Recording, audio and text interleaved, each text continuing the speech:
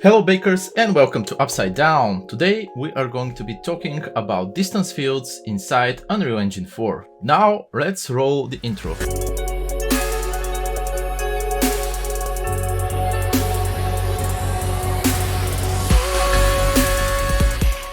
I already have a project open here and how to check if we have mesh distance fields calculated. We can go to show and after that to visualize. And then here we have mesh distance fields. If I click it, it should display how exactly it looks in the scene. But as you can see, it doesn't display anything at the moment. Then this is because we don't have the mesh distance field activated. So first thing we need to do is go into our project settings. Then here we can just type distance. And then generate mesh distance field. We can check that one out and we need to restart the engine. So see you in a second. Once we reopen the project, it should be something similar that you see inside your scene. So what you're seeing now is this kind of blooming black and white surfaces. So if I, for example, even hide the sky, you can see a little bit better that there is this kind of like a bloom and white glow from objects. And what we are seeing is these are rays that are being casted from the camera, basically telling how far in distance one mesh is in the whole scene and the whole space. So how can we use this data for something useful and to use it inside our materials? Let's turn off for now this visualization. And let's start by creating a material. So I'm just going to make a material. And I'm going to name it distance. Let's open it up. And what we're gonna do is something very simple. We're just gonna put some color, and as well we are going to put a couple of parameters just for specular. And the node that we are interested for using our distance field is called distance to nearest surface. So this is the one that we're gonna be using.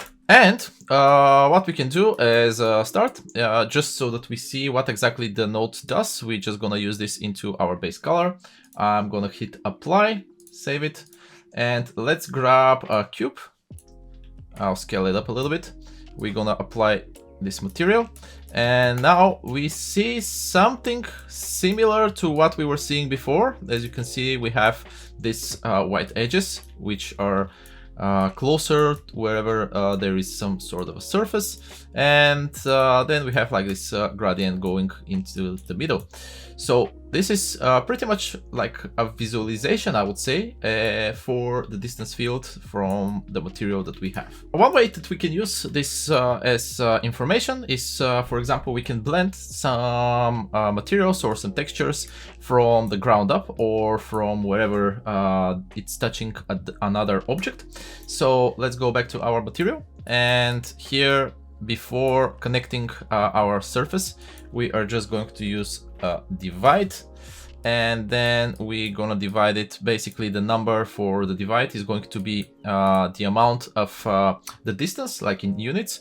So I'm just going to put a parameter here, and let's make this parameter something like 100 for now. Put it over here, apply, save. Now that we set up our distance over here as a parameter, we can go back, and as you can see, the cube became a little bit lighter, but also if I go down here, it will have this sort of a gradient. One thing that we need to do is over here into our detail panels is to remove the affect distance field from lighting. This way it's not gonna be affected by the distance field lighting, so we're just gonna turn that off. And now as you can see, we have this gradient which is turning from black to white. So this is pretty much what we wanted to have as an effect, but remember that when we are having a mask, the white part is actually what we are seeing and the black part is what we don't see. So let's go back and see how we can invert that mask. So if we come back here, I'm just going to increase the number for this to be a little bit bigger. So let's say we go with 200, and then here we can type -1.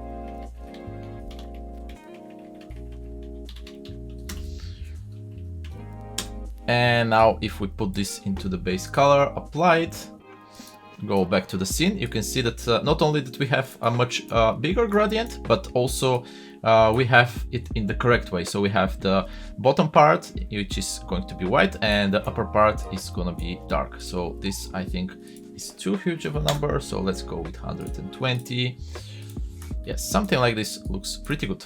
Also, if I move it to some of the other spaces, you can see that we are starting to get the same type of gradient over there as well. So this can be used to get, for example, some sort of a dirt or like ambient occlusion or anything like this into your object, or blending some sort of a texture. One thing that is pretty cool that we can use distance fields for is, for example, we can create piles of dirt that can blend from the ground and as well just kind of blob around. So what we're gonna do, I'm just gonna grab a sphere. We are gonna apply exactly the same material. So just gonna drop this one over here. Let's scale it up a little bit. So now if we go back to our distance field over here, we need to add a couple of nodes that will help us displace our mesh. So first thing, we need to get vertex, normal, or space. And then we need to mask it, because we don't need all of the information. We're just gonna put a component mask. So we're gonna leave it to red and green. Then we're gonna use a multiply node. This is gonna be for the strength of the displacement, how much we want to displace our displace. And let's put some sort of a parameter here, let's say 10, and make it like this. And now what we need to do is grab our distance field calculations and do another multiply over here, like this. And then this node is going into our position, work position offset. So apply, save it. And now if we go back, we're gonna see that our mesh has deformed. So it's deformed based on the distance field. And if we move it up or down, you can see that we are just getting such a blob. And if we move it around the scene, you can see that it's starting to get the shape of the scene and everything. So it's kind of deforming, not kind of, but deforming, exactly depending on how our distance field is working. So this is something that, of course, we can always tweak these parameters and make the effect stronger or not as strong, and also display it in a different way. And also we can invert it and do many things that can be useful. So how this can be useful for your project is, as I mentioned, you can create, for example, this one, you can see that it doesn't have enough vertices. That's why it's breaking all the geometry, but meshes that have more geometry are working just fine. So one way that you can use it is to create different sort of decals or different sort of, like, let's say, dirts or whatever that you can spread around. Also, we can use such deformation for creating ripples and other effects for water. And as well, we can create different types, let's say, of biomass or anything like this for your games. If you would like me to go more into depth and create more tutorials related with distance field and create some sort of a material, let's say a water material, leave a comment down below. Thank you for joining me in today's video. See you next time.